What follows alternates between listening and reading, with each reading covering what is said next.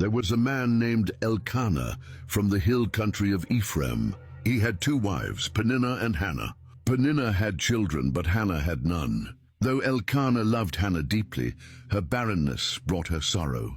Year after year, they went up to Shiloh to worship and sacrifice to the Lord. But there, Peninnah provoked her bitterly to irritate her, because the Lord had closed her womb.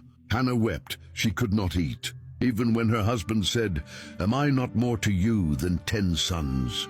Her heart was heavy with grief. One day she rose and went to the house of the Lord. In deep anguish, Hannah prayed to the Lord and wept bitterly. She vowed a vow, saying, "O Lord of hosts, if you will indeed look on the affliction of your servant and remember me, and not forget your servant, but will give to your servant a son, then I will give him to the Lord all the days of his life, and no razor shall touch his head." As she continued praying, Eli the priest observed her. Her lips moved, but her voice was not heard. He thought she was drunk. But Hannah replied, "No, my lord, I am a woman troubled in spirit.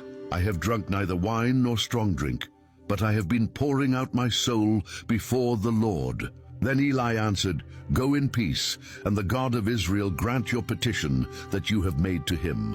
And she went away with joy, and her face was no longer sad. In due time the Lord remembered Hannah.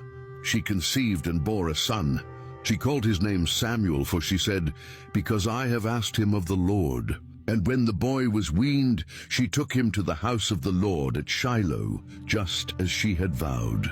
She said to Eli, "For this child I prayed, and the Lord has granted me my petition. Therefore I have lent him to the Lord. As long as he lives, he is lent to the Lord." Then Hannah prayed a powerful prayer. "My heart exults in the Lord. My strength is exalted in the Lord.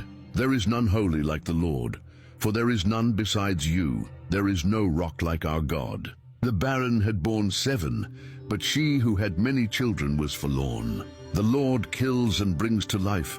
He brings down to Sheol and raises up. The Lord makes poor and makes rich. He brings low and he exalts. He lifts the needy from the ash heap to sit with princes and inherit a seat of honor. And Samuel grew in the presence of the Lord. If this story of Hannah touched your heart, if you've ever cried out to God and waited for his answer, don't scroll past. Let this remind you, God hears, God remembers, and he answers in his perfect time.